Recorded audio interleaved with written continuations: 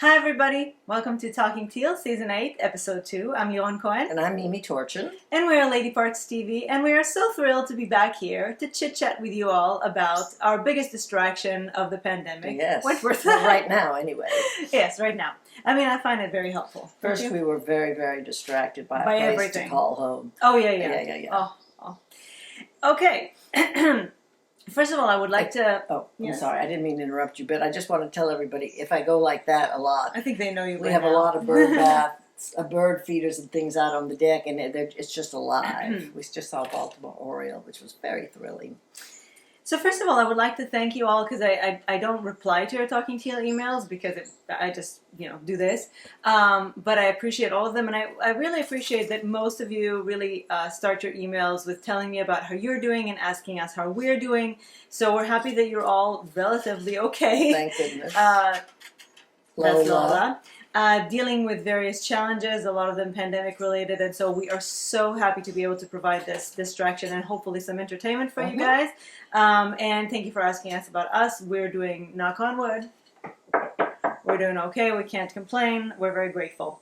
Today we're going to be highlighting two charities. As you know, we're not charging for this, but we would really appreciate if you have the means and the inclination, if you'd like to donate to some of our highlighted charities or charities. Any charity that you want to give to. But today we're highlighting two Australian-related charities that, we have been so overtaken by this pandemic that we forgot about the beginning of this year, which was horrendous. Horrendous, hellacious.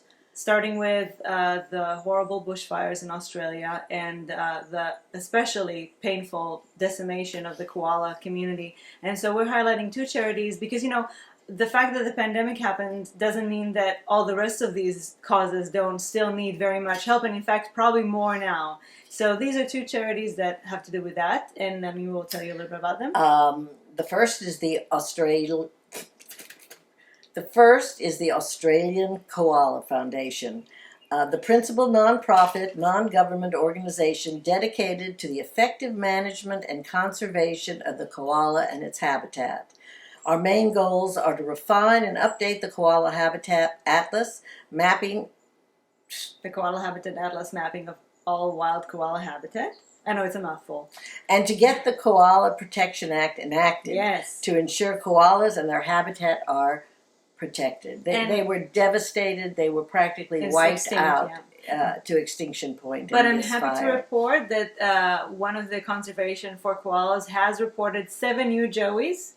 So that makes everybody very happy. Yeah. But they've got a long way to go. A lot of joeys need to be born. Yeah. And the second is Australian World Wildlife Fund Bushfire. And in their words, it's been a year we'll never forget. Even before the challenges of COVID-19, Australia was hit hard by bushfires during the summer of 2019 to 2020. 2019 and 2020. Oh yes, I always skip the zero. Yeah. The most catastrophic bushfire season ever experienced in the country's history. So much was lost, and the impacts will be felt for years to come. Now, I don't know what a hectare is, but it's some sort of an acreage. It says up to 19 million hectares were burnt, with 12.6 million hectares primary, forest, and bushland. 34 lives were lost and around 2,700,000 homes destroyed. Early in January, World Wildlife Fund estimated at that time 1.25 billion animals had been killed. The fires raged well into March and destroyed even more habitat. But actually a report later released. Yes, an interim report was released six months on from the fires that they had commissioned from a team of scientists from Australian universities, and the findings were shocking. Nearly 3 billion animals were impacted by the bushfires. And I don't know about you, but to me that is probably the worst news in a long time. It's unbelievable. At the peak of the fires, our focus was to get emergency support to the amazing frontline organizations and caring for injured and fire-affected wildlife. Now that the fires are out, it's time to focus on the long road to recovery and future fireproofing our country for the fire seasons ahead. Just the thought of it just makes me ill. Yeah. As we grapple with the global pandemic, the need for our work does not stop.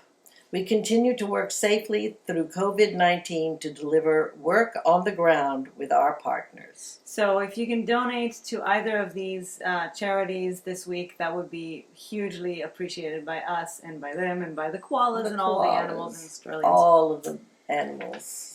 Okay. Oh, I can't bear it. Thank you for bearing with us, and now we will get on to Wentworth Season 8, Episode 2. And by the way, Robin, of course, she answered my question when I said, how do we know that it's been 3 months since the siege? Because Grace is 3 months old. Huh? That's how we know. Oh, Vera has been on maternity leave for so 3 months. much. Especially, exactly. So, Episode 2. Gracie. Episode 2 was called Ends and Means, and at first I was like, what does that mean? I mean, of course I know what it means. The end justifies the means. But I was trying to think about, because, nothing in Wentworth is wasted, and so I was trying to think about what are they telling us. And yes, you can attribute that to various characters, like Lou and Reb, trying to get the money for the surgery, like, of course, the Freak trying to get revenge on Vera using Grace, even Will and Vera and the Ruby story trying to get Mary. But I do think that there is also something about another character that reveals a little more about why she did what she did. So I'm going to tell you that in a second when I talk about her. So episode 2 was written by Max Conroy and Kim Wilson, and directed, of course, by Kevin Carlin again. And I honestly, it was such a subdued episode that I was like, I don't even know if we'll do Talking Teal this week. I don't know if people will have anything to say. You did. You had a lot to say. Did. And in fact, it wasn't so subdued. Just compared to the first one. It just was compared to the first one, which was just so explosive and exciting. They were back and they had introduced people. And I have a feeling the third that one will opening was fantastic. Oh yes, I can't wait for the third one. So this kind of seemed like they were just sowing in the seeds for some things. And the whole episode revolved around 3 main storylines. And even though it was only 3 main storylines, they did manage to involve almost all the characters. So that's pretty awesome. So I'll start with the first storyline, which I call Rock Bottom. And as you may have guessed it, it's about Mari. And most of us did fall for the misleading preview, thinking that she was going to go after Will this episode, but instead it was Ruby. When she pretty much tries to use her last card. And she's hanging on to Will for he's her ace in the hole. Yeah, well, the last play she had was to just tell the cops about Ruby killing. I mean, it pretty much means she's given up on the ability of actually doing it herself, so at least she's trying to seek justice somehow, but that doesn't pan out for her either. But I'll start with... Because of Will's... means to an end. Right. That's right. I'll start with Jen's comment, who said, "Don't care about Mari, don't care about Ruby. They could kill each other for all I care." And I think Tell us how you really feel, though, Jen. Jen always does. Yes. I think that a lot of us feel that way, and I think that that's part of the reason that I felt that this episode was so subdued, because emotionally I wasn't as invested, because I really don't care about what happens with Mari at this point. Or Ruby, sadly. Oh, especially not Ruby. I care more about Mari than about Ruby. But here are some of your responses to Mari this week, starting with Lauren. Lauren says, "Gotta say, Ep 2 was not that exciting. Plus, focused on Mari, who I just don't care about at all. Da-da-dum. I think the writers wanted us to feel some sense of empathy or something for Mari, but that boat sailed last season, with me anyway. I really feel nothing for her. Even her attempted suicide was unfortunately not that riveting. In the season promo, they showed a scene with Allie that hasn't happened yet, so I kind of knew that she wouldn't die. Plus, I don't really believe Mari would try to kill herself. Seems out of character to me. She is manipulative and works to stay on top. Even with Will saying that he did not... Even with Will saying what he did about her destroying everything and everyone around her and not being capable of redemption, surely Mari would not truly want to die. Sure, the odds seem insurmountable. In prison for life, can't seem to get Ruby for murdering her rapist son. The people she thought she could control, Allie and Will, want nothing to do with her. In protection with baby killers, etc., but Mari must still have connections on the outside. I don't really see how Mari fits into this season. Guess it's a case of wait and see. Interesting, Mary did not throw Will under the bus despite her threats. Maybe she will still make accusations. Who knows? Again, we're saying he's her ace in the hole. Yes, I think, and I was going to read That these. will be her last. Yeah, you know what? ditch. I'll read these first, and then I'll tell you my theory. So Diana says, "I'm not a fan who watches for the violence or wham bam action. I like nuances and subtlety. So I like the time the producers devoted to the unraveling of Mary. It's a tribute to the strength of Susie Porter's acting that the audience felt sympathy for the plight of her not really likable character." I don't know if everybody felt that way, Diana. When all hope of revenge for her son's death was lost. And David says, Listen, I don't care what other people think. We know that, David. I just adore Mari's character. She's endlessly complex. I don't see her as an out-and-out villain. I do. She is far more interesting than that. To just call her a baddie is not doing Susie Porter's work justice. But she is a baddie. she is a bit, Yeah. I think she is more complex than just saying Yes, that she just, of course, she is more evil. complex. But she's a criminal. She's been a criminal her whole adult life. And She has been. in soaps, always, the one redeeming feature you can always count on with Family. most villains is that they love their children. And that's sort of what they've done for Mari's. They've given her this amazing love for her son. But since it's caused such havoc and Well, and since we know motivation that her for son violence, is a was a rapist, bad guy, yeah. we don't have that much compassion. Lily says, "Can someone please explain to me why the characters that should die seem unable to actually die and incidentally stay dead?" I'm with you, Lily. But seriously, let's talk for a second about why Mari is still alive. And I think that, I mean, yes, she's lost everything. But I don't think she actually, if I thought about it to begin with, I don't think she would have ever been, she was going to rat on Will because Will is the one thing she still has at that point. Any possibility of helping her in some way. She lost everybody, especially after Vera burst her bubble about, oh, Allie would never let. Are you serious? What kind of a delusional? Well, that is delusional. But that does go to her delusions of grandeur about Allie would never, And she has no information left to give on a dead right, man. because of Rita, Rita has taken the credit for that. So basically, she's lost everything. So one would think, yes, she wants to die. But I think that was just her way of getting Will back into her graces. And that, to me, is the biggest means to an end here. The fact that for the first time in Wentworth history, nobody moved the cameras before a big occasion. I mean, the cameras were right there, and it's a small room. And let's just, first of all, yes. Why would the protection gym have weights and all these things that could be used very violently against other people? Then he leaves her alone for 30 minutes. Again, protection 30 gym. minutes? Yes, he said you have 30 minutes. You have 30 minutes. Even though he stands outside, he's not looking in. Well, there's someone supposed to be monitoring it. Right. Well, supposedly. We know how that works. Mm-hmm. Anyway, why would they have a bench press if nobody can spot them anyway, and they're not, you're not supposed to use that if nobody spots you, because we know how dangerous it is. Well, you can use it if you don't overweight it. Yeah, but isn't that the whole point, that sometimes people miscalculate and overestimate how much they can do? I mean, you really, know so much about this. I mean, really, most of the time they treat these prisoners like Hannibal Lecter. I mean, we see what in the yard when they put she just spits on her and they put that handmade thing on her, and it's really creepy. So they treat them like, oh my God, they only get 15 minutes of Wild air animals. day. Yeah, but they let them go into this gym with this, for 30 minutes on their own. She didn't even need 30 minutes to do what she was going to do. Right, so I think she was counting, hi plane, I think she was counting on the fact that somebody was watching and that she was going to be rescued, and at that point maybe that would turn things around for her, because I think she did feel like, okay, she was counting on Will. He comes to her cell and she's still, oh, Will, and he's like, no, what world do you live in? I don't know.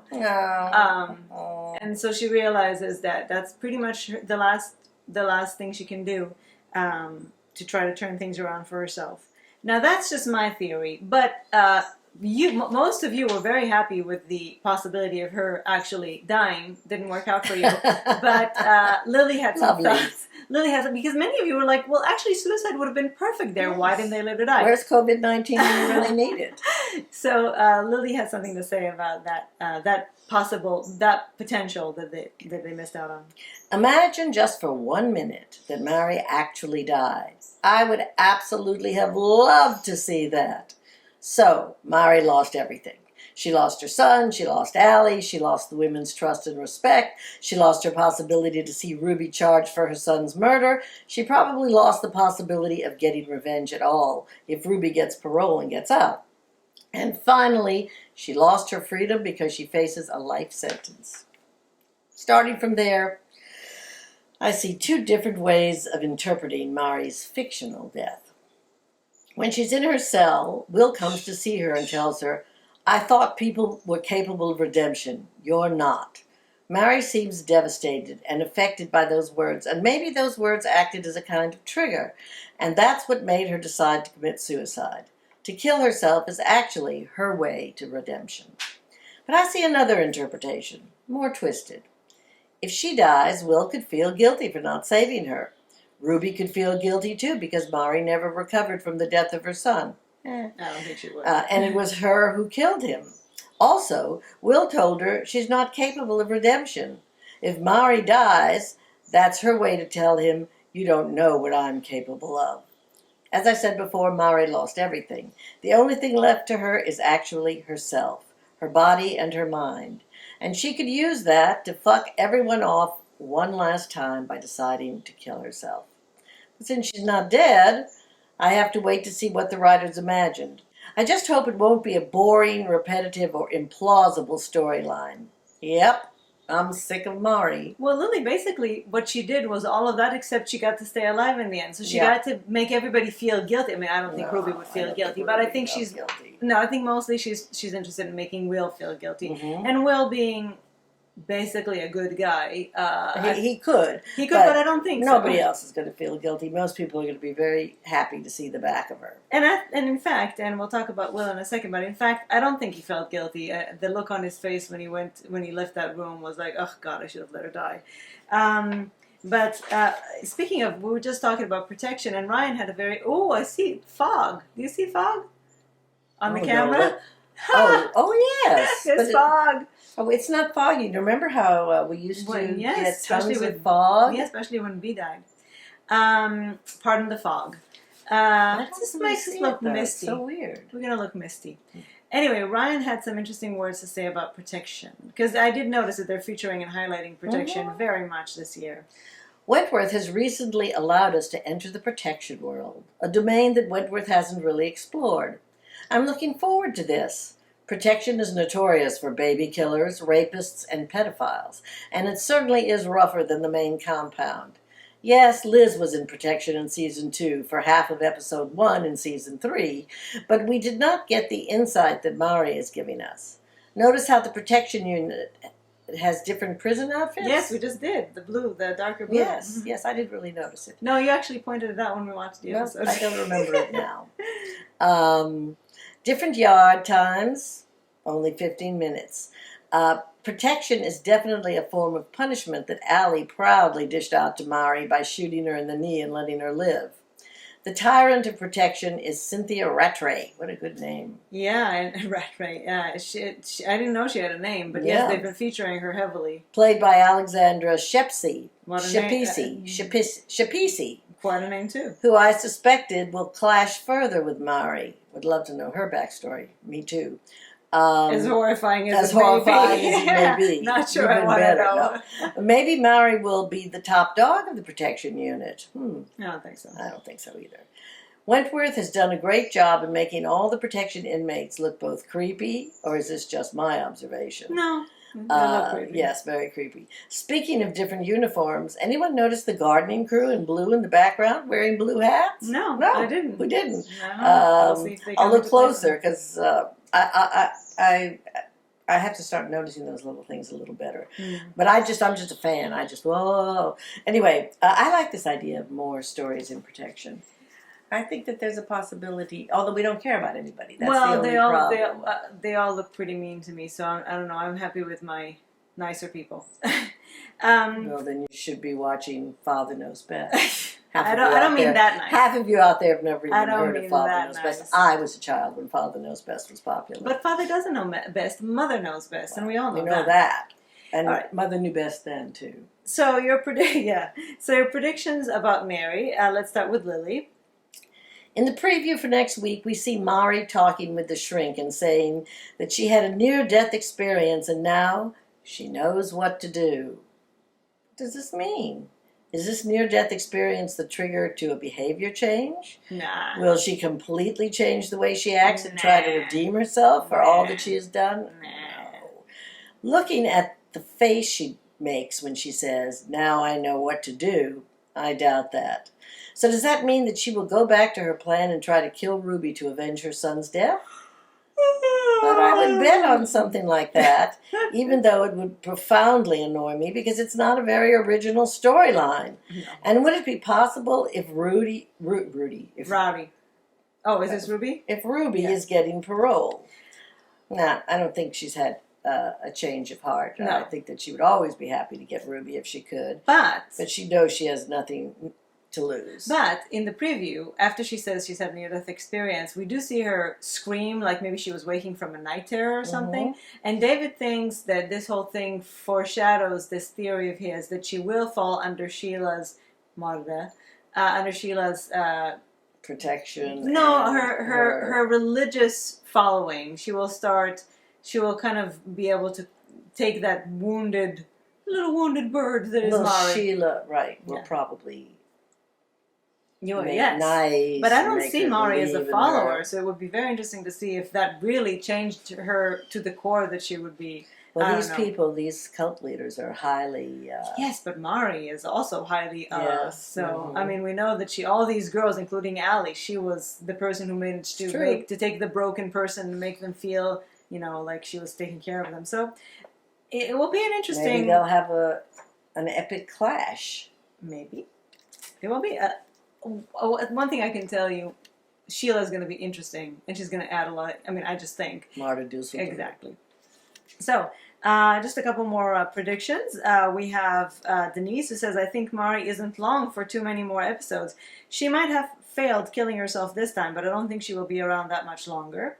Robin says, "Will Mari and Joan meet up at the hospital? They'll both have it in for Will." So I didn't think about that. Joan is going to the hospital. We'll talk about her later because of the head wound, and Mari's probably going to go to the hospital because that thing should have crushed her windpipe. I'm just saying. Should have been a very bad outcome. Yeah. So they'll both be in the hospital. Maybe they'll meet. Maybe they won't. Ryan says, "Interestingly, the Freak and Mari both were almost dead. If Mari and the Freak join forces, things will get interesting. If they clash, even better." I don't think anything has to do with the Freak at this time. At this point, I can say it will be interesting. All right. So let's talk about Will, who, by the way, a couple of you observed, and we also observed his new haircut. And I think everybody in the cast got a new haircut this season. Except for Joan. That's right, Joan didn't get a new haircut, but I love Vera's new haircut. I love her kind of... Oh, she looks darling. Yeah. So, some of you posited that the only reason Mari had to live was so that Will would get to save her. Much like Vera saved the Freak when she was lynched. It's probably because he really does have an uncompromising good moral compass. But at the same time, he did manage to revive her without giving her mouth to mouth, which is pretty impressive. I'm sure he just wanted to avoid that at all costs. How things have changed. And as soon as she takes her first breath, he tosses her to the side. Although it's also to make it easier for her to breathe, by the way. He didn't just toss her to the side. He rolled her over so it would be easier for her to breathe. But then he just walks kind of over her and goes away immediately as she's curled up in a fetal position. The weakest link. And by the way, and the look on his face, again, I think it was kind of like, what if I should have just let her die. Vera, when I think about Vera, how wonderful it would have been if Vera had just let Joan die. Well, that's because the writers are determined not to let her die.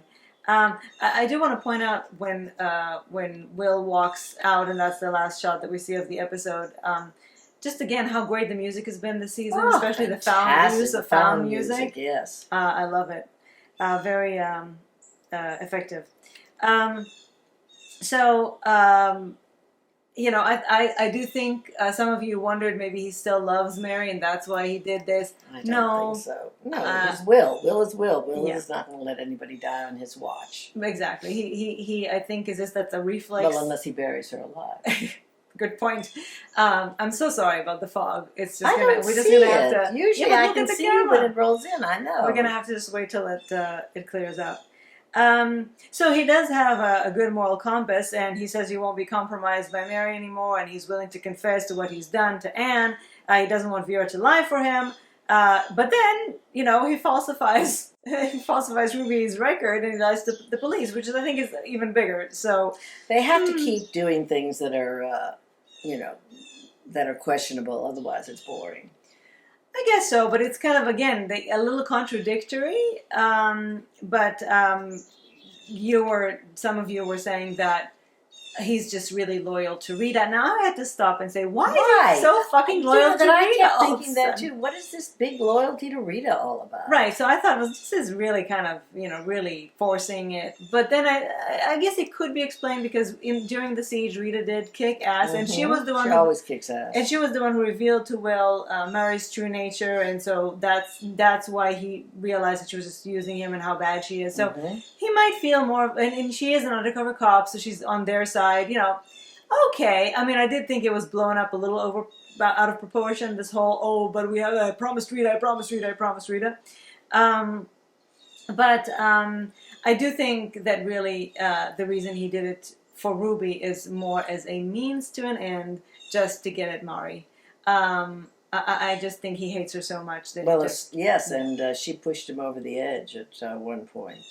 She pushed him over the edge many points. Yes, but I don't remember what it was. But I remember in the episode she said something, and he said "fuck you," and he didn't say "fuck you." He said "fuck you" internally, yeah. and he went and he decided, yes, I'm going to fix this. Well, especially because Vera told him at some point, she still has a hold on you if you're avoiding her, and I think he just decided, I'm going to be on top now. It was at the end of their scene. She screamed something at him. Yes, but I'm not. But this happened before that. I'm pretty sure it was pretty much one after another. Anyway, let me know what it was, please.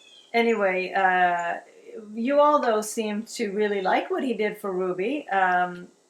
For example, Lauren. Yeah, Lauren said Will seemed a little more like the old Will this episode, which was refreshing. He still has a ways to go from how far he fell last season, but his covering for Ruby was a bit of a redemption. I'm glad he was true to his promise to Rita. He also seems to want to do more properly, even volunteering to tell Anne about his affair with Mary.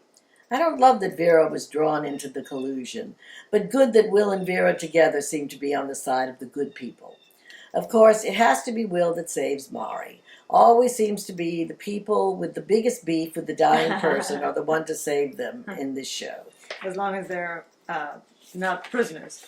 Denise says... No, they're often prisoners. No, as long as the people who save them are not prisoners. Oh, no, it was like Vera with the freak, yeah. Denise says, we are seeing a pattern here for Mr. Jackson. It seems like he has been protecting prisoners from harsh consequences since day one. He even saves Mari from killing herself, even though he despises her now. I'm wondering if this will catch up with him before too long, or if he will always remain the imperfect hero. Jen says? I'm warming to Will this season. I think you're giving Jen David's accent. I'm not giving Jen any accent. I'm just reading. You're just reading? Yes. Okay. I'm warming to Will this season. He's willing to take responsibility for his mistakes with Mari, regardless of the consequences. And Will protecting Ruby is also kind of sweet. He's taking his promise to Rita seriously. And I'm totally fine with his hatred of Mari fueling his decision to alter Ruby's file. Honestly, that's probably why I'm happy he's protecting Ruby in general.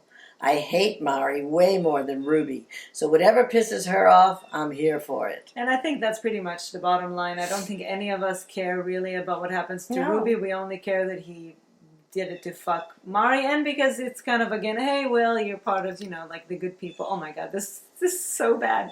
I'm so sorry, you guys. Tell us what David says. And David, I'm sorry that I still couldn't figure out your accent. Yes, but thank you for David actually sent us a recording, and he's got a very interesting accent, not at all Liverpudlian. Yeah, because he's been spending time with people from other places, and so it's kind of a mishmash. And it's very interesting and lovely, but I can't do it. What I've always loved about Will is he's not black and white when it comes to the women. He makes concessions for the women's actions, even for the women's actions if he feels they're justified. This is where he will really clash with Anne, who is fatalistic when it comes to the prisoners. She's not interested in their motivations or their hardships. They're going to clash hard. Prediction. I still feel like he and Anne will sleep together. Yikes, I don't want to see that. That kind of tense relationship always walks the fine line between love and hate. Well, Mark my words. We certainly know Anne would sleep with anybody. Mark my words, hashtag wine will happen. And I say, well, it's an interesting prediction about the clash between them. Anne's all about looking good and saving money, and Will's all about the women, so they're definitely at opposite ends of the spectrum as far as their duties are concerned. Boy, Right. the Jays are going crazy again. And we'll have more to say about Anne in a little bit, but first I just want to say, Rachel says, the Screws are now openly playing favorites, and I can't see that working out well in the long run. Can I just say nothing really works out well in the long run for these people? That's true. But I think the Screws always had their favorites, didn't they? Yes, but now they're like committing crimes and putting their... Well, actually, I mean, Will did bury somebody alive, so I guess there was a precedent. Now, Ruby. David says it best, and he just says it this way. She just doesn't work, does she? She's a deeply uninteresting character. I love that. Deeply uninteresting.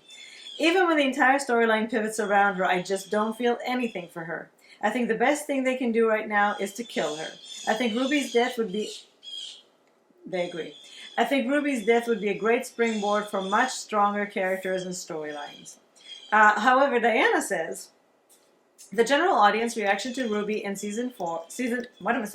Series 7 was thumbs down. She was angry, she was selfish, she was weak, and definitely not the woman for Allie, that's for sure. That's for sure. But very occasionally, the audience was able to see Roddy Hake bring out a gentler, kinder side of Ruby. Now, from a moral point of view, was Ruby strong or weak when she broke down and told Will the truth about her assault on Danny? Other characters like Allie or Ruby's sister Rita are stronger. They would have kept lying. But personally, I felt in this instance, Ruby was stronger in the moral sense because she could not continue with what she knew to be an untruth. Honestly, I still don't give a damn. I don't care, but she is a better person this season, it seems. Yeah, but she just seems redundant. Again, she's only there to serve other people's I was going to say, she's a pawn. That's all. Yeah, she's she just really a pawn. And that's why I think that really the best thing she did in this episode is see Mari and tell Allie and the girls about it, because apparently they didn't know she was in protection. They didn't know what happened to her. So that was interesting to find out that that was like the first time that they realized that she was there and she was in protection. Now, will Ruby get parole now? Personally, I don't think so, because I think she needs to be there for Rita's story. But Rachel has a different idea. Rachel says, I do think Ruby will see the outside, at least for a short time. She and Rita have a knack for protecting each other and getting in trouble for doing it. Maybe that's how they'll both end up back in prison. But gee, really? I mean, you're right. Again, it all becomes such a merry-go-round. Yeah. Mm-hmm. Speaking of hop Rita... off here, hop on over here. Yeah. Speaking of Rita, still not much going on. The investigation into her colleagues is still going on, and so she's still in protection, although we know her shadow is definitely not to be trusted. Loza. Vera and Will now understand why she killed Drago. They understand that she's been protecting Ruby from Mari the whole time. Ryan is asking if, when we know that Will knows that Rita was an undercover cop, if Vera knows too. I don't know if we know that. If she knows she was an undercover cop. Okay, on to the second storyline, which I called the Itsy Bitsy Spider, which was my earworm, my earworm for the week, as opposed to Baby Shark. That was my. Well, that's okay. my Itsy worm Bitsy last Spider's a much better worm. Worms are worms. Let's start with Vera, our beloved Vera. First of all, the siege not only really made her bond with the girls, and we see that when they cheer, when they see her, they so cheer. sweet. And when they saw Gracie, oh, I love No, that was episode 1. But but here, I loved all of it. Yes, in the dining room when she comes in, and they're all like applauding. They love her. I don't know that she could ever be governor. They love her so much. They have no fear of her. They just think she's a goddess. Maybe it's a different way to govern. But anyway, not only did she really bond with him, she also obviously gained a huge amount of respect. And we see that really when she goes into protection and that nasty, I forget her name already, that nasty... Rat Ray. Right, exactly. Where she makes a lewd comment to somebody and then she notices Vera and she's like, oh, I'm sorry, Vera, I didn't know you were here. Like, whoa, that's big. She calls her Vera? Or no, Miss Bennett. Miss But, Bennett, I mean, she apologized for her lewd behavior, which is... wow. Exactly. So that, I think, really shows us how much respect she has from the women now. And it's a beautiful thing to watch. So Vera can finally afford to let her guard and her hair down. Well, more or less. Oh, yes, she does when she goes out at night, but she still has a ponytail most of the time. Well, and she's obviously still very anxious for Grace, even though she thinks the freak is dead. So besides just the usual anxiety that people feel for their child. Right, and the added burden of proving to herself that she is a good mother because she had a bad one. She had a horrible one. But I have to say that something interesting is happening with Vera, which is as much as the trauma from the siege hardened Smiles, she used to be a light character and now she's going into kind of dark areas. Vera feels empowered to me since the siege. And, she used to be this scared little like a mouse, yeah. Yeah, she had terrible OCD. She was extremely insecure. And I don't know if sometimes, I'm no psychologist, but sometimes I think that going through harrowing experiences like she did can actually all of a sudden kind of reveal to her her true strength. Exactly. And motherhood also changes people. Absolutely. Although motherhood tends to make people more anxious sometimes, I would think, because all of a sudden you're responsible for the life of this precious little thing. But I think also the experience that she had with the women probably made her feel a little bit more like she can trust others. And so I think all in all, something good is happening to Vera. And it's definitely. Really, well, I just hope that they let her keep going in that direction too. because, No kidnapping, no threatening with a needle. No, nothing. But then, of course, there's the freak hovering about the baby all the time. Right, but that also might go in different directions now. Hold on. What? You hold on. Lily summarizes it by saying, I don't know if it's possible to describe how much I loved Vera in this episode. Who knew that she could be so fun and act as the comic relief? She really was the comic relief. She was. Who would have thought? So that was fantastic. And Jane says, a happy Vera is so nice. A strong Vera is even nicer. A drunk dancing Vera is hilarious. Still with her always awkward personality shining through. Kate Atkinson is a stellar actor. Yes. Agreed. She really shined in this episode and showed the complexities of Vera as she grows out of her shell into a more normal way of living, flaws and all. So nice to see both sides of this character. Is it totally shown? Well, maybe. Anyway, yes. I would say shown, but I think shined also. Yes. Probably hung and hanged. Yes, okay. Exactly. Okay. Anyway, I agree. I adore both Kate and Vera. David says, what's been wonderful about her character is that whilst she has become tougher and more resilient, she has never lost that vulnerability.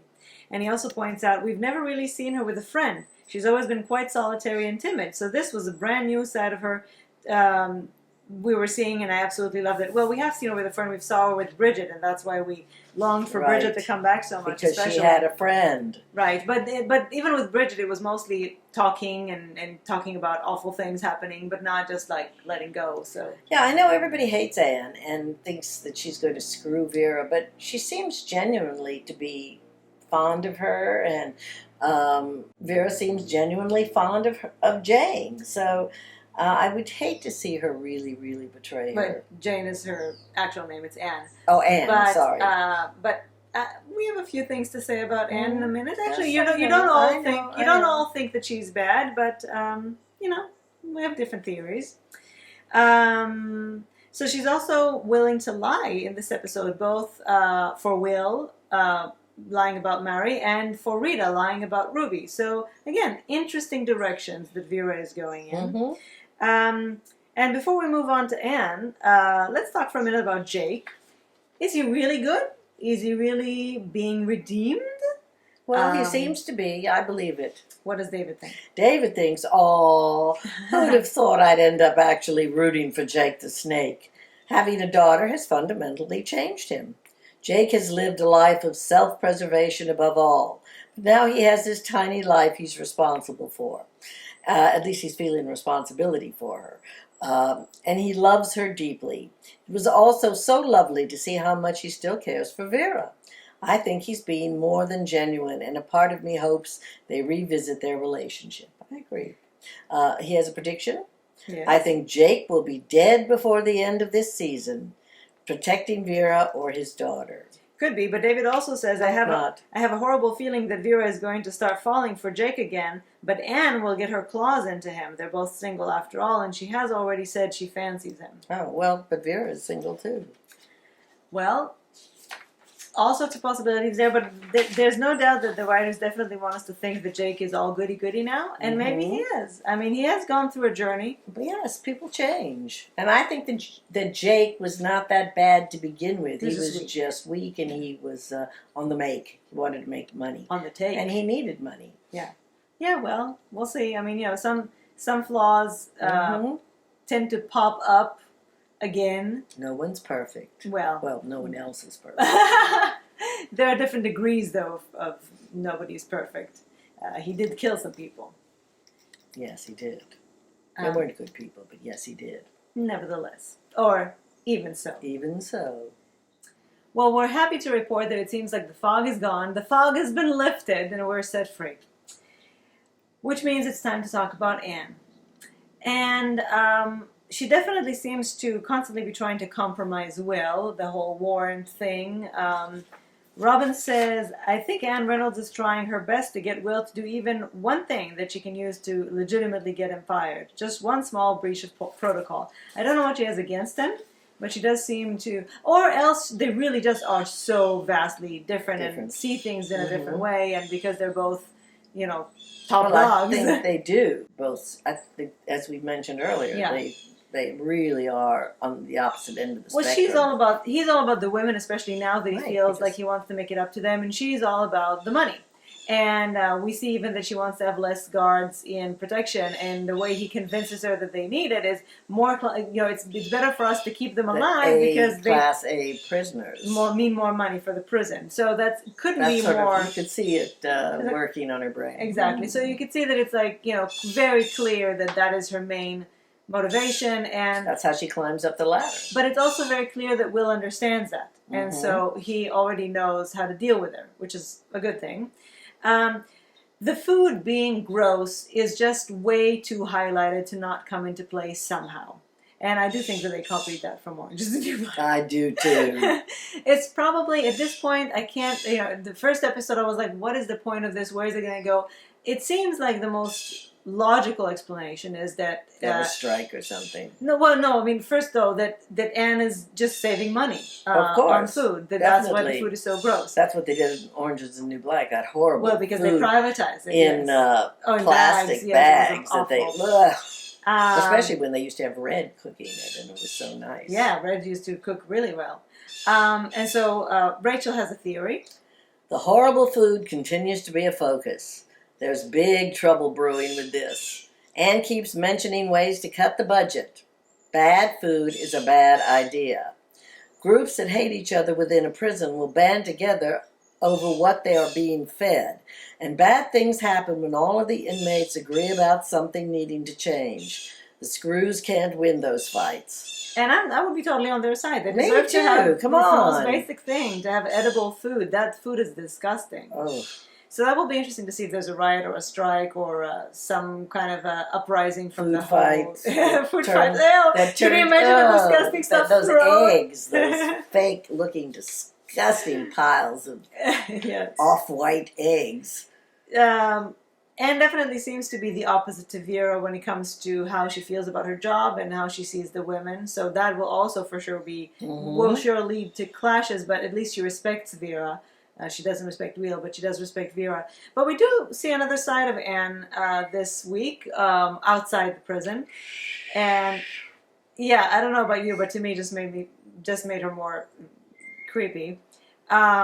By the way, Ryan is asking if she's a functioning alcoholic because she comes to the prison the next day. Vera's all like, "Oh my god," and she's like, she could very well be. Very well. She drank so much. I mean, then again, she could just be Australian. They do have a different, seems like to be different no tolerance for alcohol. For alcohol. Yeah, no, but it does seem like there's a lot of beer involved in a lot of things. Yeah. Let's have a beer. Let's have a pint?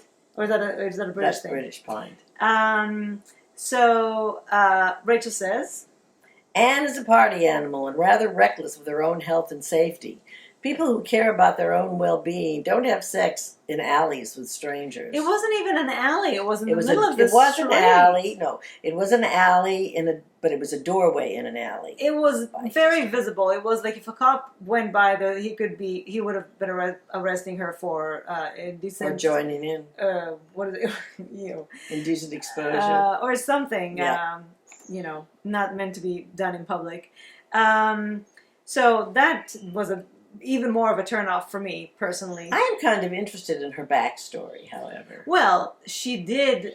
We did get some insight. Yes, about her baby. Right. So when Vera says, "Oh, I just can't let anything happen to Grace," "Oh, I'm so sorry. It was so thoughtless of me." Right. So we of course are meant to think that Anne has a very sad, tragic story in her past having to do with a baby or a child. And David says, "It was a great character beat for Anne this week, as the night out showed us that she is inherently selfish. She puts her own needs and wants and lusts before Vera, of course. She plied poor Vera with strong cocktails and shots because she wanted them, despite knowing that Vera wasn't a heavy drinker. And that she was breastfeeding. Yes, well, pump and dump. As it turns out, and she knew Vera would most likely suffer in work the next day. She saw a guy she fancied and thought nothing of abandoning Vera in the club to get her jollies off down in the alleyway. This woman puts herself above any perceived loyalties to other people, and I think it's going to have dire consequences for her and her friendship with Vera later down the line.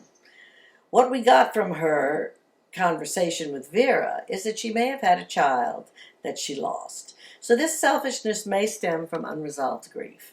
Whatever the case, I'm enjoying her more as a character the more we strip back the layers. Prediction. She is going to lead Vera astray quite innocently, but that will lead to something bad happening to Grace. Well, Gracie is already in grave danger. He thinks, though, that Anne will be compromised from Vera. From the freak. Well, unless now things are changing because of what happened to Joan at the end of the episode, where she was beat over the head. Happen, and more on that in a second. But Denise actually has an even more twisted theory, which I will tell you later. All right. But very interesting, Denise. I like the way you're thinking. So let's talk about the freaking little Gracie. And your responses were hilarious. To that whole storyline this episode. So let's do a little bit of a ping pong here. You start with Lauren. All right. Can we please talk about how the freak is yet again this fantastical creature who seems to have superhuman powers? I mean, somehow she is watching Vera all the time. She somehow opened Gracie's window. That's the hint, right? And then she was at the bus stop right beside the petrol station right when Vera pulls in. Yeah, I said that too. How did she know that? Does she always go to the gas station at the exact same She does time? have her little charts. Yeah, but still. She may have been sitting at that bus stop for an hour for all we knew. Knowing that she was low on gas? It's anyway, ridiculous. Highly unlikely she would be so perfectly placed like that. And Vera locked the car. We mentioned that. Well, we know she locked the car. She wouldn't have been able to get her anyway. Joan wouldn't have had time to open the door anyway. Have to say I was glad Joan did not manage to open the car door. But again, somehow the homeless guy who misses his friend Kath Maxwell is there to distract Joan. How did he know? Well, I guess he was following her. It's all a little too unbelievable. But hey, glad she didn't manage to get Grace. I was happy to see Joan get cracked across the head. Where are you now, Lauren? Not in her plans. I noticed the homeless guy snatched all her cash and the passports out of her pocket. Of course, Joan has survived this vicious attack. Well, Joan has been keeping track of Vera, as I said. Yes, so some of it can be explained that way. It's too much. But, she's glad she's had a setback, and we're not going to have to constantly be Well, we don't know anxious about that. the baby. We don't know that. Well, she'll have to have a few days off the street. But hold on, I'm just still at the point of okay, some of you thought it was hilarious and silly. Some of you thought it was brilliant. For example, Ryan said, "This episode was awesome when it came to the red herrings of the freak chasing Vera and Gracie. The haunting sounds of the lullaby, itsy bitsy spider slowing down and freaking out, no pun intended, the audience. Expecting Joan to snap the baby at any moment, the camera angle suggesting the freak was watching freaked us out this episode. It was so clever. The haunting song, the window open, the pot plant crashing, the bottle brush bush rattling, Grace going silent while Jake is speaking to Vera on the phone in another room. All brilliant, all suggesting that the freak would make an entrance to kidnap Grace. And then, while Vera was paying for petrol and baby Grace was locked in the car, the camera pans to the neighboring bus stop, and there she was, the back of the freak's head. The scene was brilliantly haunting, seeing an image that resembled a hybrid of Cousin It from the Addams Family and that thing that pops out of the television after 7 days in the ring. It was awesome." That thing is Samira. Very funny. I'm on a constant state of agitation and on alert all the time about Gracie. I cannot bear it. I love that child. I hate the freak, and I can't stand that she's targeting her. I am nervous. It's working for me. To me, it was a combination, because at first it was anxiety, and then it became kind of laughable because they were obviously employing all the tricks, tropes, which should have actually been a hint to us that was not what was going to happen. It was fun, though. Talk about fun. Jane's comment is fun. Remember when I got all high and mighty about how the show had moved to a more sophisticated and textured level? In fact, I think I used the word texture 3 or 4 times in one paragraph since I was tired. I guess I was trying to say I thought it was more nuanced. And wait for it, textured. Well, I take it all back. Not everything is retracted, but I have one major issue with something. I'll give you a hint. Do you think that Joan might try to kidnap Grace? Lord God. Every time we see Vera and Grace, we think she will be kidnapped. Will it be now? Will it be now? Ooh, another point of view angle of Joan skulking in wait, perched in a bush, a bus shelter, or blocking driveways with the garbage cans. Did you leave the window open? I didn't leave the window open. Who left the window open? As for the freak, I just can't. She is starting to even make stalking boring. And so are the writers and directors. Move on. The foreshadowing is oppressive to me. Very heavy-handed. Add in a little stalker on stalker action. Why didn't she die? David says, "I loved how the director tried very hard to up our anxiety every time Grace was left alone, in the car, by the open window, etc. It was masterfully done."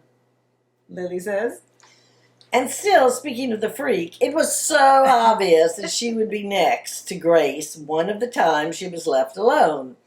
But even though I knew and anticipated it, I was still very tense and nervous every time Vera left Jake and Grace alone. There you go. Vera and Jake left Grace alone. Yeah, it is. It's making me anxious. I'm falling for it. I mean, I know that. Well, I know we she's have going to. I just feel that she's going to get her at some point. And I just don't feel that she's going to do it this early. well, and again, now there's the wrinkle in the whole story because she got hit over the head, and we'll see what she can or cannot do. Moving on. Jen says, "This constantly making it seem like Grace is about to be taken is really annoying. It's so blatantly obvious. Wentworth is at its best when it's subtle, when you don't see the twists coming. This is just dumb." Which is why I said that the more heavy-handed it was, the more I realized, well, this is not going to happen. Because they wouldn't be, if it really was going to happen, it would be catching us off guard. And then, as so often has happened with the freak in the past, Right. there's a complete change of events, Right. and she gets conked on the head. And I have to say, that is something I appreciate about Wentworth, that so many of her plans were thwarted, have been thwarted throughout the years. Which is something kind of, that it's kind of a wink that they give us, because she's all like, she has her board, she has her plans, she has her sanitizer, she has everything like under control, and then boop, something happens, completely thwarted. Yeah. So it's They're actually like saying, funny. "Yeah, calm down. See, we've got it in hand." It's kind of funny. And finally, Rachel says, I didn't fall for the Joan kidnapping scenario. The toy plane, the itsy bitsy spider, was just too over the top. Vera locked the car when she went into the gas station, so I didn't believe for a minute she was going to get her hands on Grace. Now the freak has a head injury. Betcha she's going to wake up claiming to be Kath Maxwell. They're going to do their damnedest to make us believe she has amnesia. Bullshit. This time I'm with Boomer and I see the P hidden in the writer's hand. But I think they want us to see that P, which worries me as well. Very, very clever, very wise, Rachel. You all are thinking amnesia, which makes me think you've all read a spoiler somewhere, because usually when everybody's thinking something like that, then there have been hints.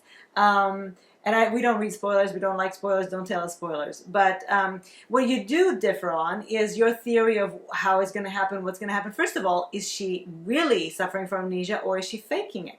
That's one thing. The second thing is you all think that Kath Maxwell is going to come into play.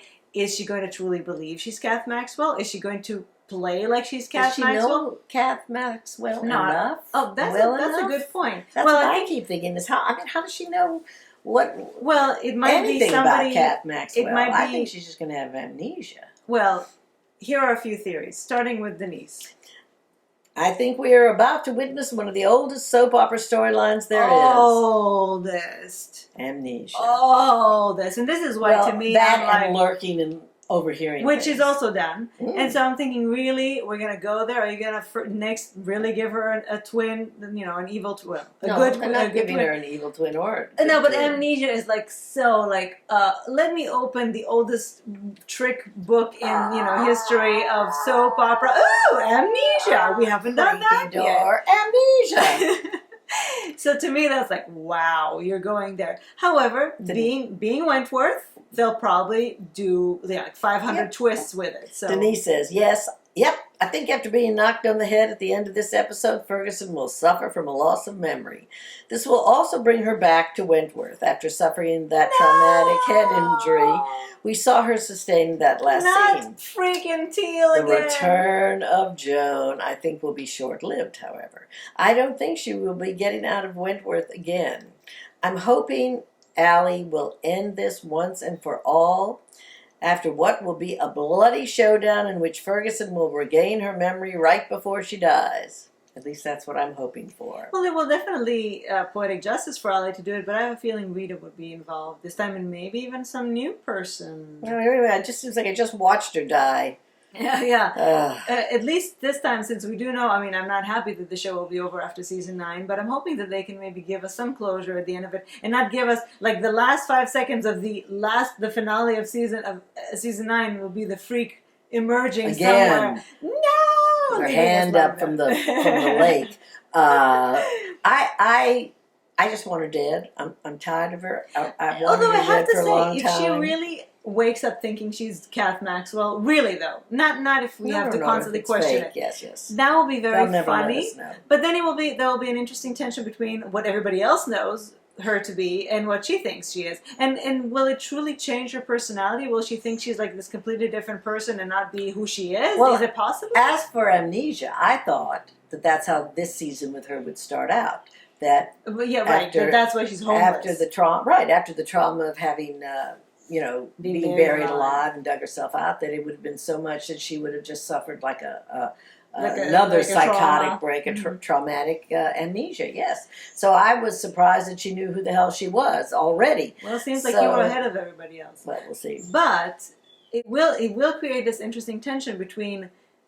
I just don't know how psychologists in the crowd out there tell us how amnesia really works. Can it really make a person completely forget not just who their identity is, but who they are in their core? Can it change their personality?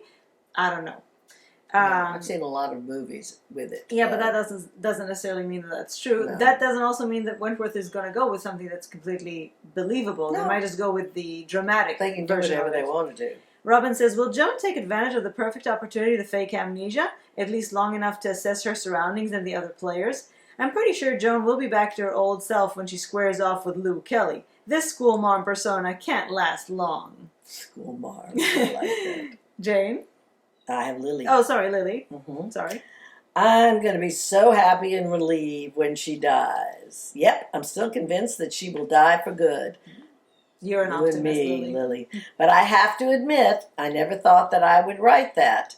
I would have been really pissed to see her die like that. After all the shit we went through when she was in prison, the almighty freak seeing and hearing everything, Bee's murder, her death, and her resurrection, it would have been really frustrating and enraging to see her murdered by a random guy with a simple blow to the head. I understand, but I take it at this point. I I take would take it. it so fast. A death like that is basic, simple, and it's not of the freak's level, and there would have been clearly no reward for us. Speak for yourself. I've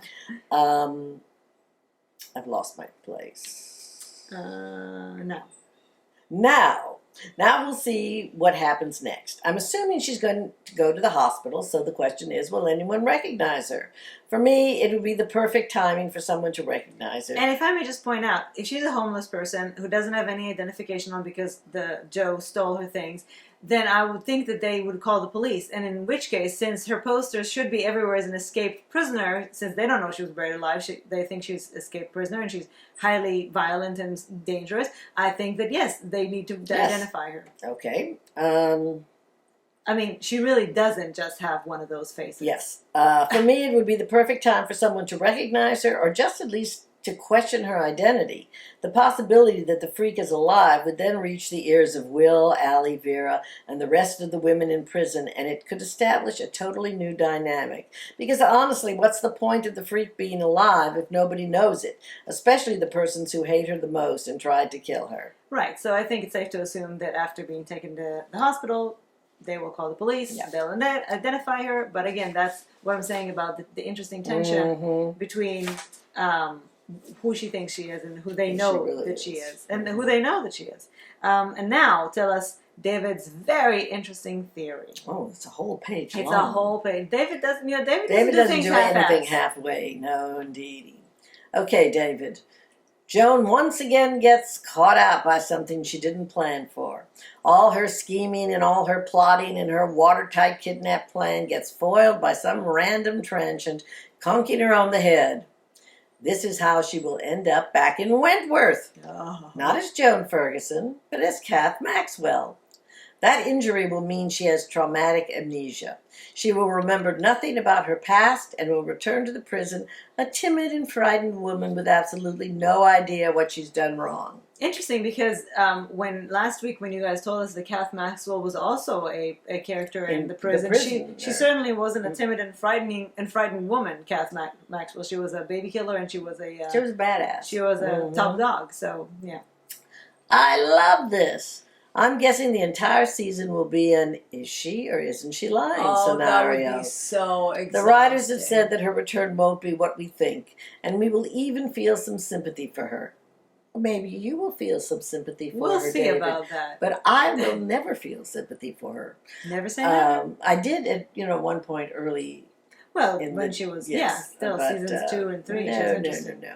I'm guessing she will start out authentically not remembering her past, but she will slowly remember more and more as the season progresses. Allie will be like a dog with a bone and won't let up on her. Will, Vera, and Jake have nothing to gain from her remembering her past, so will likely play up to her Kath Maxwell identity. Jake will probably try to confuse her or manipulate her broken mind to protect Vera and Grace. But this is Joan Ferguson.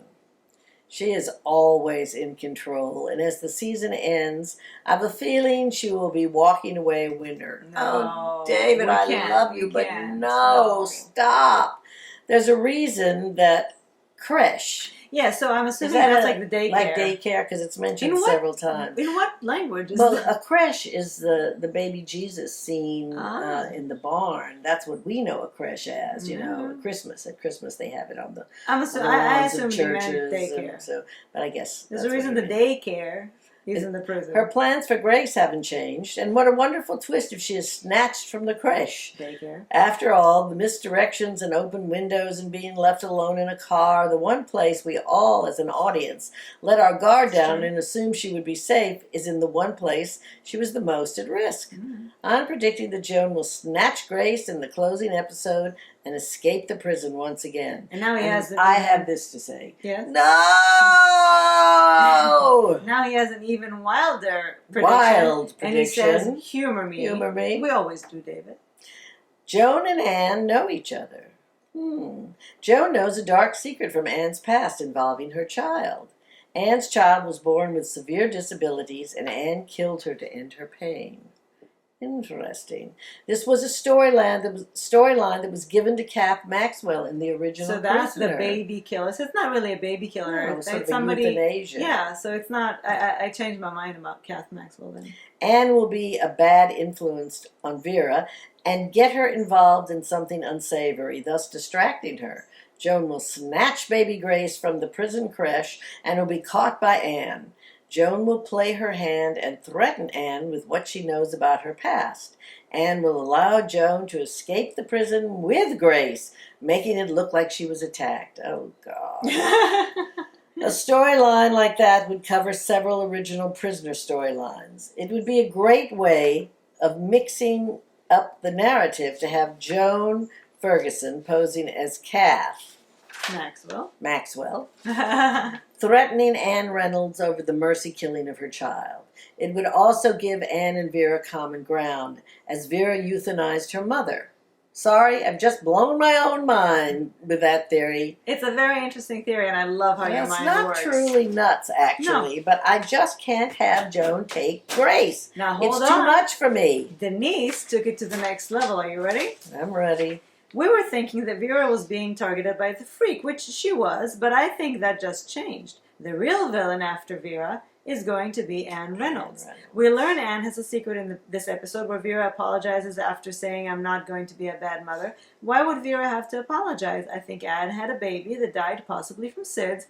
My theory is that Anne had a breakdown that she has never really recovered from. I think this will lead her to kidnap Grace. Oh, interesting. It's not bad enough that there's one Honestly, person. I don't want anybody to kidnap Grace, but I think this is a very interesting twist. That would be a very interesting, because, again, Wentworth, especially in this episode, was so obvious that I can't help but thinking that's not how it's going to go. This is not at all how it's going to go.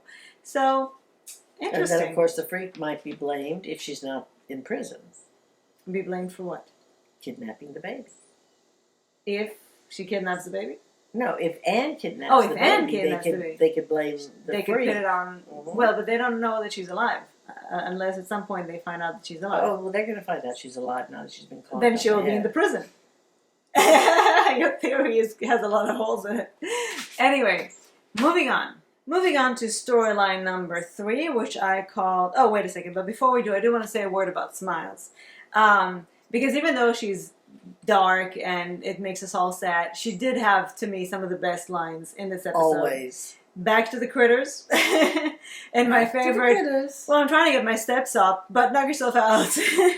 So she at least still manages to be funny. She gets a lot of good throwaway lines. Well, she still, even though she's obviously not messing around. She still has a sense of humor. Yeah, which I really appreciated. They didn't take that away from us, because that would have been horrible to lose that as well.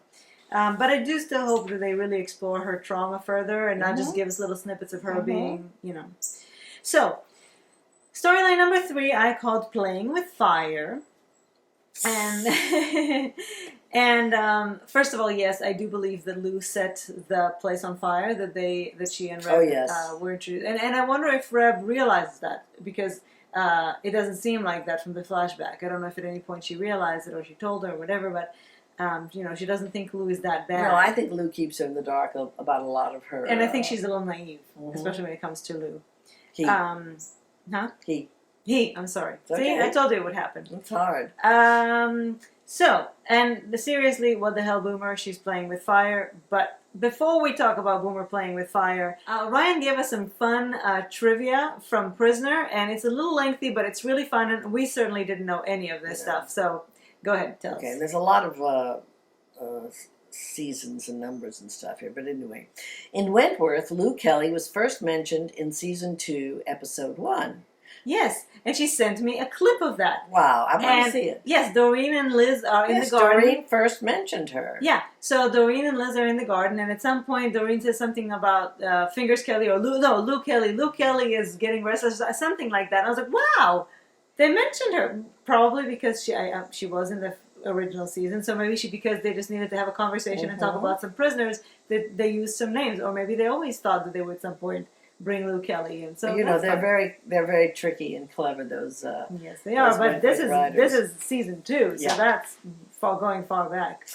Mimi Moi asked if the original Reb Keen character was a trans man. Nope. Original character was a cis woman who had clashes with Lou Kelly. Interesting. Who had clashes with Lou Kelly, Ann Reynolds, and Joan Ferguson. In one storyline, Keen's partner, Gary, kidnaps Joan's father and demands Reb be released from prison. Wow. Whoa. In episode 1 of season 8, Boomer mentioned that Fingers Kelly cut off both of Lexi Patterson's pinky fingers. Lexi Patterson was first mentioned in Wentworth season 1 and again season 8.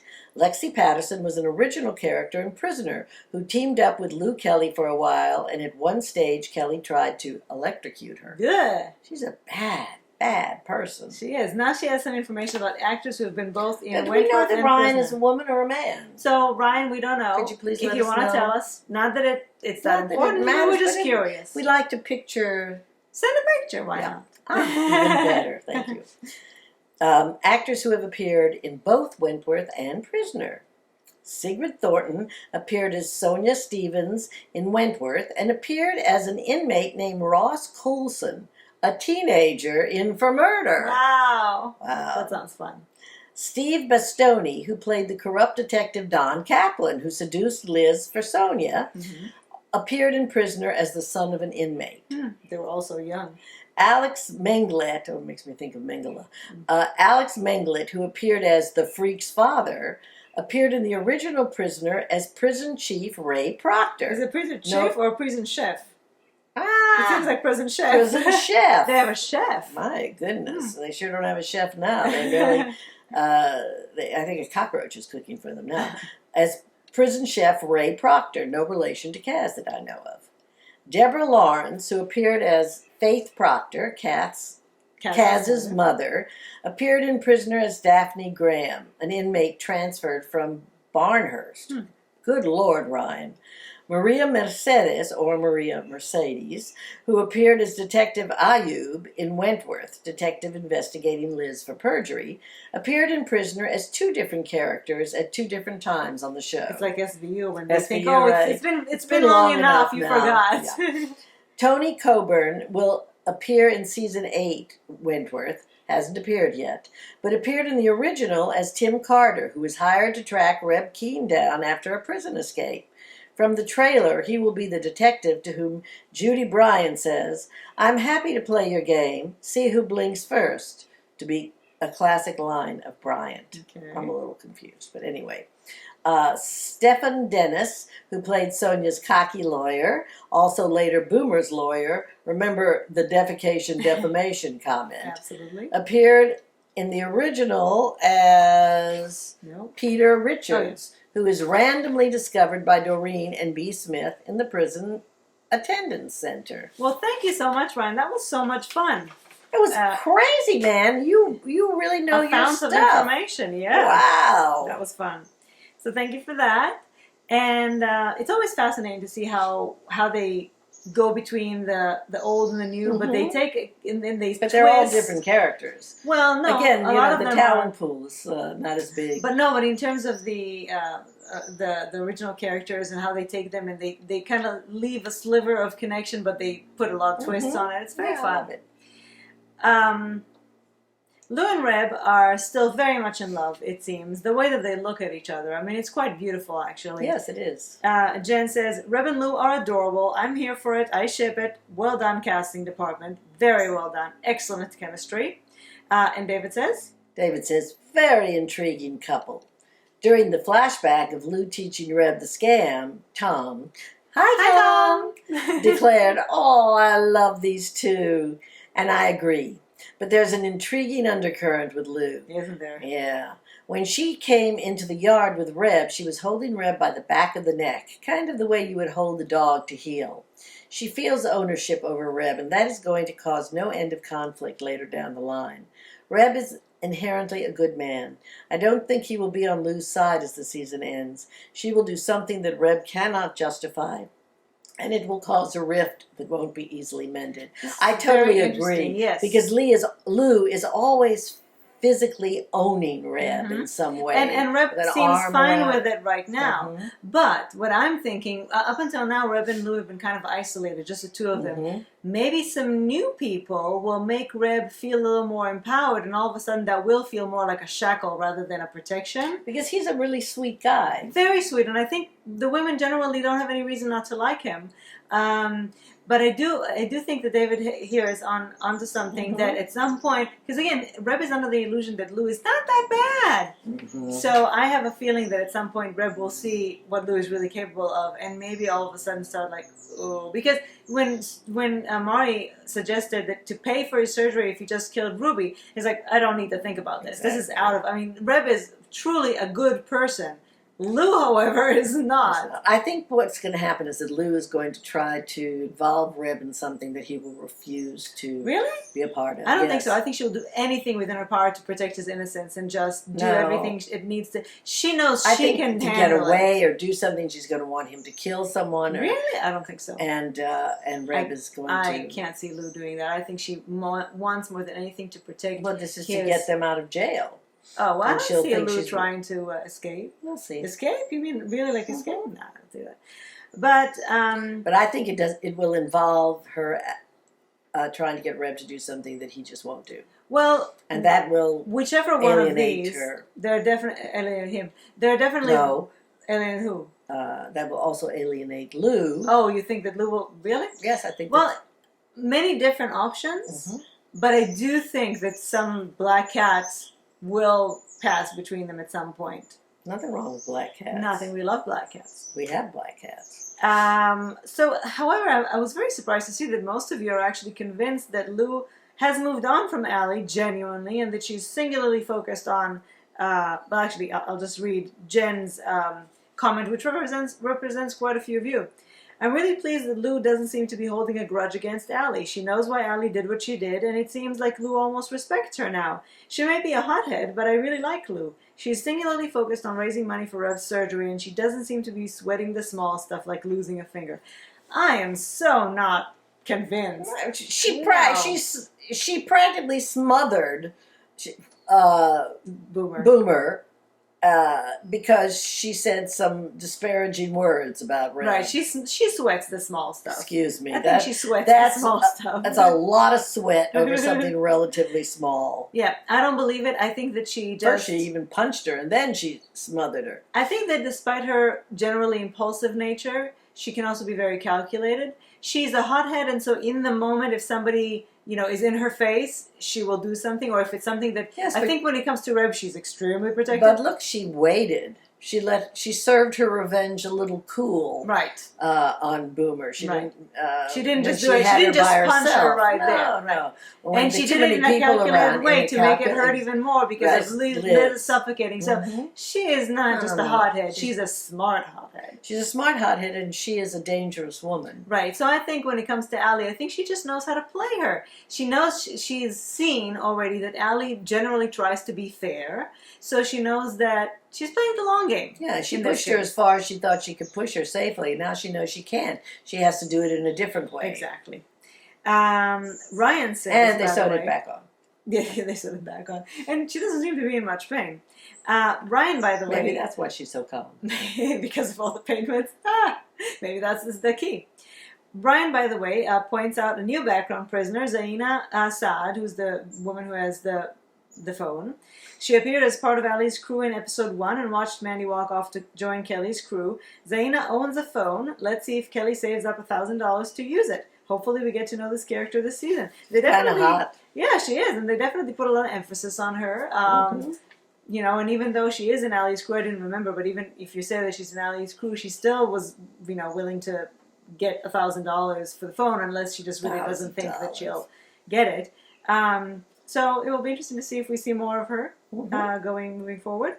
And Allie is trying to be fair. I think it's nice, but we'll see how long that will work for her.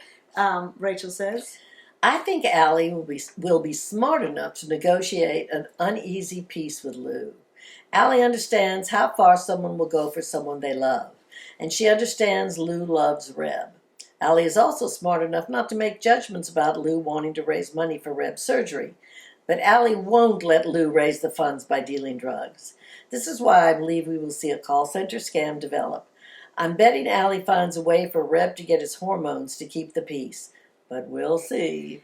Well, I hope so, but I don't trust Lou at all. yeah, and I think that Allie is still at the point where she's underestimating Lou a little bit. But I'm all for her trying to. Yes. If you're just doing it for the surgery, that's fine. If she even manages to get the testosterone for Reb, that's even better because honey is always better than vinegar. Always. But Denise says, as far as Allie's fate this season, I'm just not sure. I hope she survives to the end, but I have a feeling she will end up being reunited with her love, B. Smith, before this is over. The reason I feel, and she has a good point, yeah, the reason I feel like this is because it seems like every time a character becomes top dog, they leave the show before too much longer. Now, Frankie actually left the show alive and had a happy ending, but it's true. Otherwise, I think all the other top dogs that we had saw a worse ending.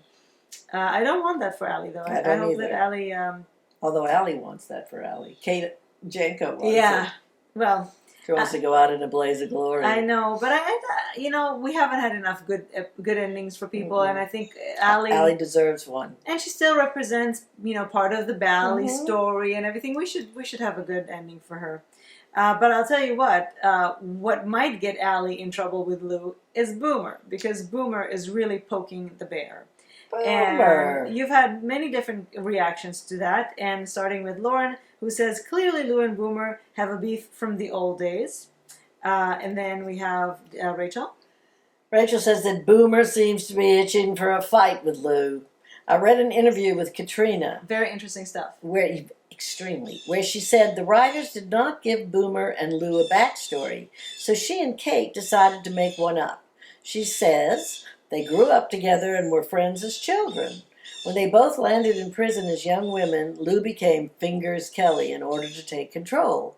That was too much for Boomer, and they parted ways due to Lou's snipping practices. While Boomer and Lou may have known each other well at one time, they have both changed with time. They think they know each other, but they really don't anymore.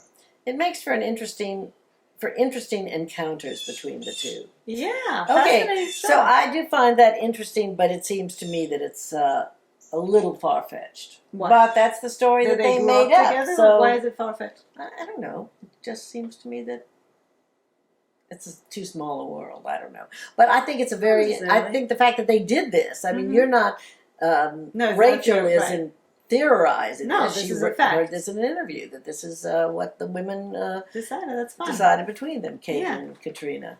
Well, it's certainly, I'll tell you what, far-fetched or not, I think that taking the backstory all the way back to their childhood certainly makes it very interesting. Yes. Well, we've learned about a few characters' childhoods. No, but I mean, making the connection between them go so far back, that would explain a lot more about why Boomer has the gall to talk to her like that she has such a long-lasting knowledge of her. If they were like that, then instead of them having been friends, I see that Kelly, Lou, always bullied Boomer. Unless Boomer feels so safe to talk to her that way because she knew. No, because again, this is about her doing something that's extremely dangerous. The only reason that I can see that she would do that, because she's not that stupid, is that she knows deep down that she's not truly in danger because they go far back. She actually did love her at some point. They were friends, so she's not that convinced that she would actually end up like that. I don't know. There's like a familiarity there, maybe. Yeah, the familiarity, but I would think that she would have. You would think, but look at how she's behaving. Bullied her. Oh, maybe all her life. Robin says Boomer's getting her tough side back. For a while, she seemed to be going soft. And David says he has an interesting. Always. The light has gone out in Boomer's eyes. There's something so cold and defeated about her these last two episodes. We know she's grieving, but it feels like there's been a monumental shift with her. You know what I think? I think she's tired of these games. You know, it's like I just want to relax, and here's something else to worry about. You know, She should have stayed out of prison. She tried, didn't she? She tried, but her mother. That's right. It was her mother. Oh my God. There's somebody I didn't I feel forgot all sorry about for that bitch. her death. Yes. It's probably deeply emotional for Katrina as an actress to not have any of her original colleagues with her on that side of the bars. Boomer, as a character, always works best when there's someone she can riff off of. But she doesn't have the same history with Ruby or Allie, and consequently probably doesn't have the same relationship as an actress with Kate and Rowie. Ratty, I think she pronounced it. Ratty? Ratty. Okay. As she had with Celia or Socrates. I really hope Judy Bryant can give her some fight and energy back, because at the moment she's lashing out and being deliberately provocative to Lou. It drives me crazy. Mm-hmm. I'm guessing her baiting Lou is a deliberate attempt to get beaten or punished. Maybe she feels like prison isn't punishment enough for what she did to Liz. That's the other thing, is that after what happened with Liz, she's not the same person. And it's totally understandable. Yeah, so. I think she might feel pretty punished by what Lou did to her in the bathroom, though. That was. She felt pretty punished by that. I think she felt more punished by the idea of this is what she did to Liz. Well, I think it was a combo of both.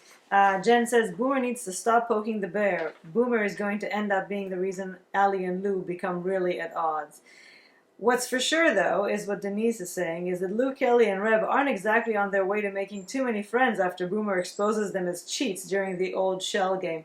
Although, did anybody ever really think that there was no cheating involved? I lost $20 when I was in New York.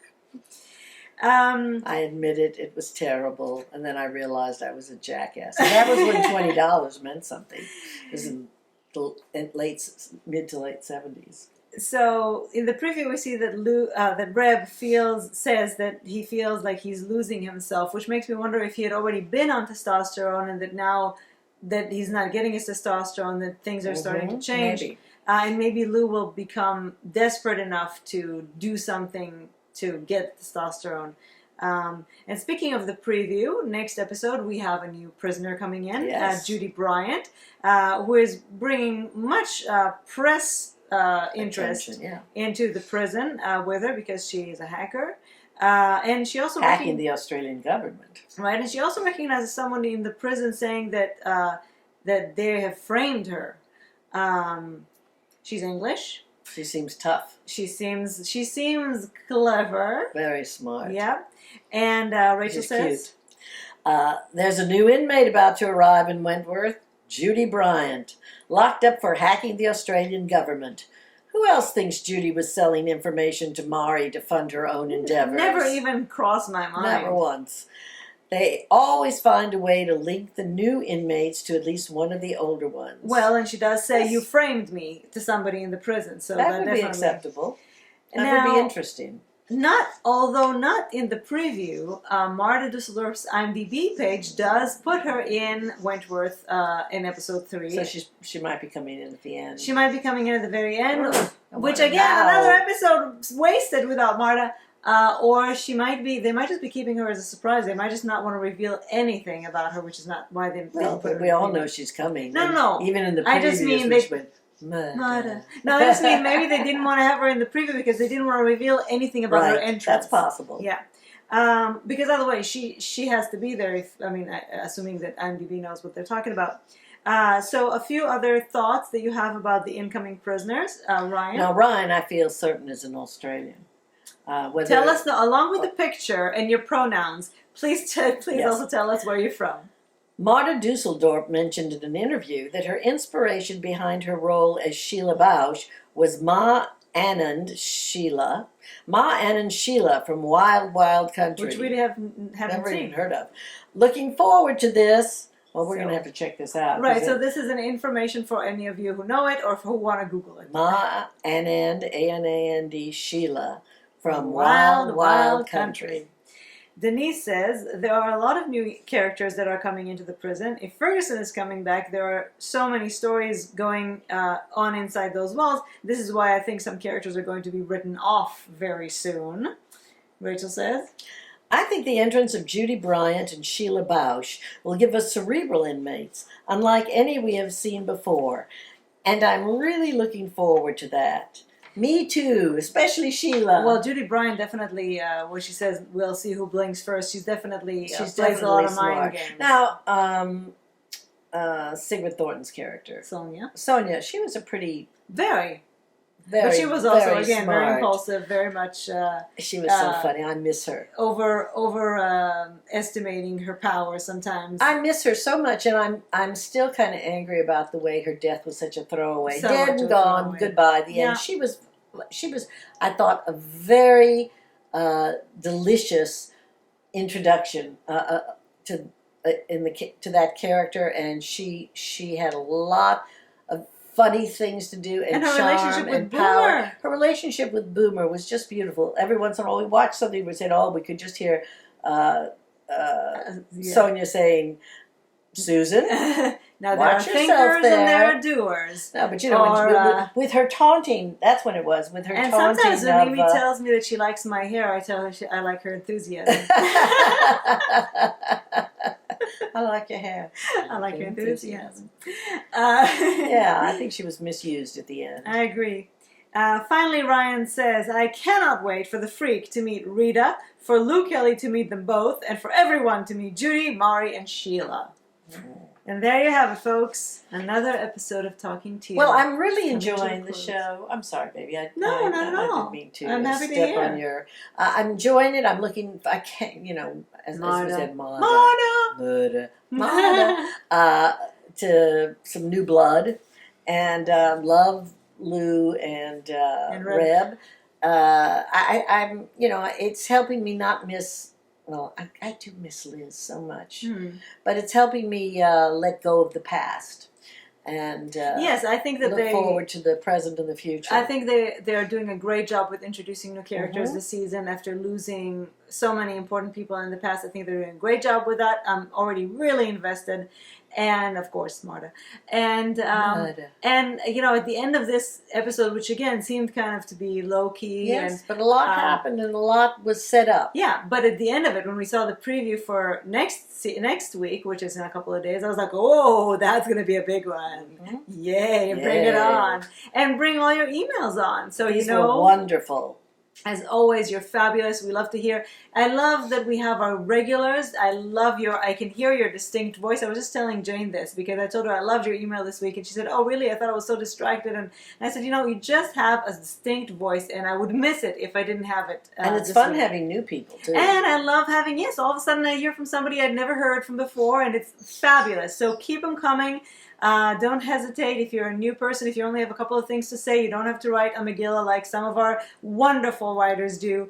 You all add your own touches. You all add your own voices. And thank you for joining us again for another week of Talking Teal. And we will see you next week for a very, I have a feeling, intense episode of Talking Teal. Bye. Bye-bye.